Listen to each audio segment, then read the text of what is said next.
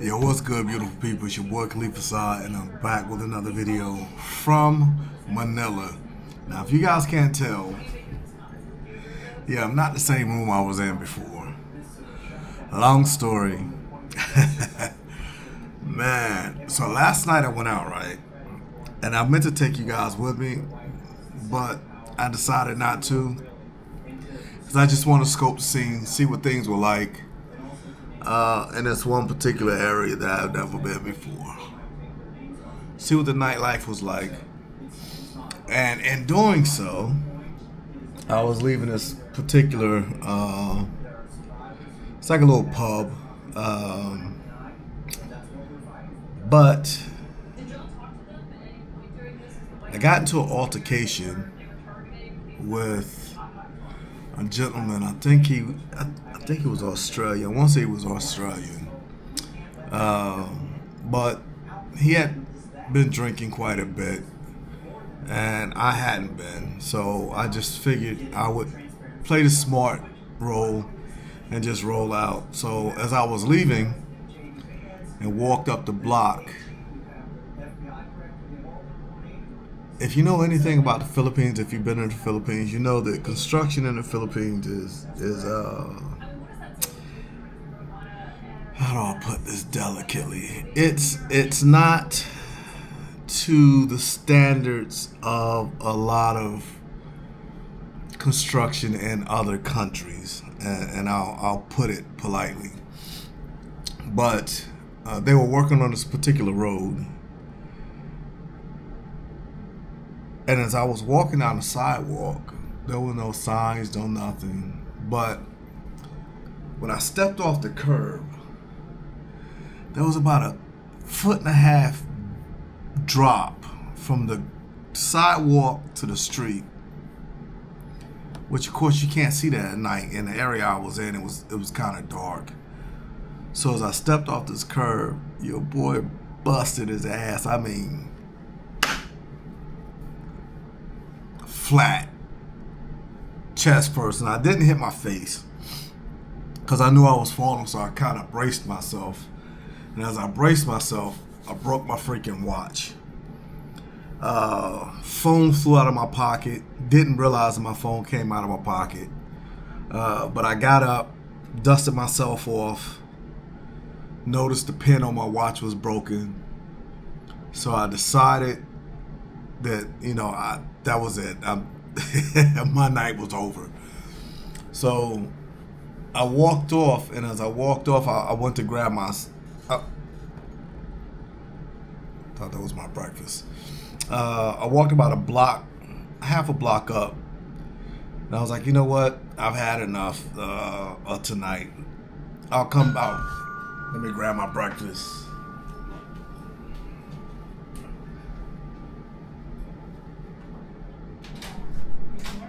Good morning. How are you? Doing good, sir. Hello, breakfast is ready. Yes, sir. Should I leave the table right here, sir? Yeah, you just. Thank you so much, sir. For the total, it's 1,250 cents. So, do we, sir, can I have the signature right here Yes. for 20% discount?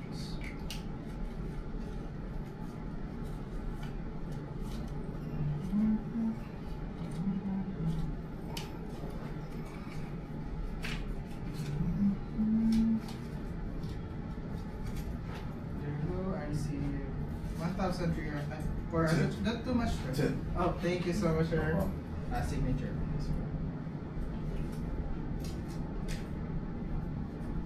Thank you, sir. Appreciate it. All right, no problem. Thank you. You have a good day. Have a good day also, sir. Gonna close the door, sir, for you. Thank you. Thank you. Alright, so my breakfast has arrived. But anyway, as I was saying, I went to grab my phone because I was going to book a grab to head back to the hotel. Noticed my phone was missing. I'm like, fuck, could I leave my phone in the pub? So I walked back to the pub and looked where I was sitting. They had already cleared the area. It's like, so I checked with the waitress. She said she didn't see it when she cleared the table. So I was like, all right. And there was this young lady that I was chatting with, and I asked her, I was like, "Hey, did you see my cell phone?" Because I remember I laid it on the table, and she was like, "No, sir. When you got up, you took your cell phone with you." And I was like, "Okay, well, I think I may know what have happened. Do you mind going with me to see if you can help me find it?" So she said, "No problem." She went with me. We walked up the street, and as we were walking up the street, this tuk-tuk driver had been following me since I left the pub, and he asked me, he was like, "Sir, are you looking for your cell phone?" I'm like, "How does he know I'm looking for my cell phone?" And of course, she chimes in. She's like, "Yes, he's looking for a cell phone. Have you seen it?" He was like, "Yes. When he fell, a guy picked his cell phone up. He was like, I know the guy. I know where he lives at. I can take you to get your cell phone." And I was like, "All right." And I asked her to ride with me because I don't know this area. And I don't know if this tuk-tuk driver and the guy who supposedly picked up my cell phone were in cahoots. So she came with me. I told the guy, "Look, if we find my cell phone, I'll give you 1,000 pesos, which is about $17." So he's like, "All right, cool." So he takes me to the guy's house. The guy, his wife, and I think it might have been a sister or somebody, but like the whole family came out, and he hands me my cell phone. Well, first I was like, "Tell him, if you give my cell phone, let me rewind."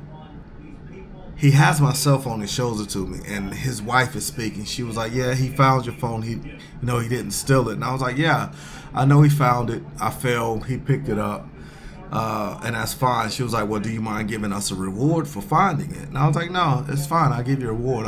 I'll give you 1,000 pesos, $17."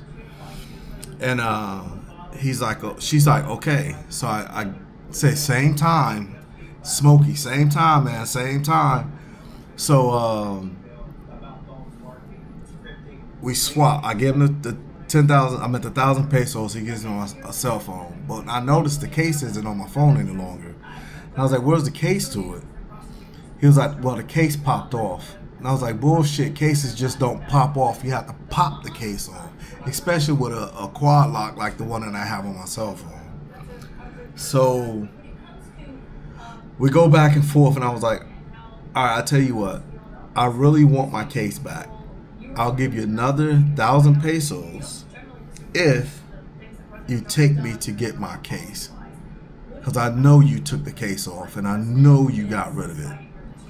So he agrees to it. We all jump on this tuk-tuk and head to where he drops it off at.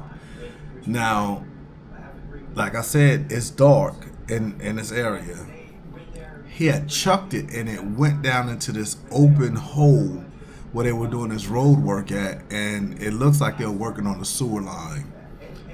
And there was stagnant water, and the water smelled like fucking death. It was, ugh. But anyway, he's looking around this area, can't find it. And then he realizes it must have gone down in the water. So he climbs down this water, basically scuba diving, to find my case. Actually, I gave him 2,000 pesos, not 1,000 pesos. No, I'm sorry. Yeah, it was 1,000 pesos. I told him I would give him 2,000, extra 1,000 for the case. So it takes him a while, but he finds the case, and when he comes up out, he cleans it off, finds some water, cleans it off, and then I wrap it in some like tissue because I don't want to fucking touch it until I get it back to the room and clean it out. So at that time, I gave him about 1,000 pesos. Then he tried to scam me and say that I never gave him the first 1,000 pesos. And literally at that point in time, I almost lost it because he tried to scam me. So we went back and forth for about 15, 20 minutes. Now I'm walking off and they're still following me. It's him, I guess it was his sister, but she looked like a dude. Not that there's anything wrong with her, but she just looked like a guy. Him, his sister, the tuk-tuk driver, and then they had gotten some other tuk-tuk driver to stop to try to convince me to give him an additional, what would have been, 3,000 pesos. I was like, fuck no. So I'm trying to walk away from getting into a real altercation, and they keep following me. So I got to where it was a little lighter, close to a street light, but it was still, the street light was kind of dim. So I turned to him, I was like, look, stop following me. I'm not giving you any more money. You're trying to scam me. I know what I gave you. I'm not drunk. So a lot of times what happens is foreigners will come to the Philippines, get so drunk and shit-faced, they don't realize what they're doing, what they're saying.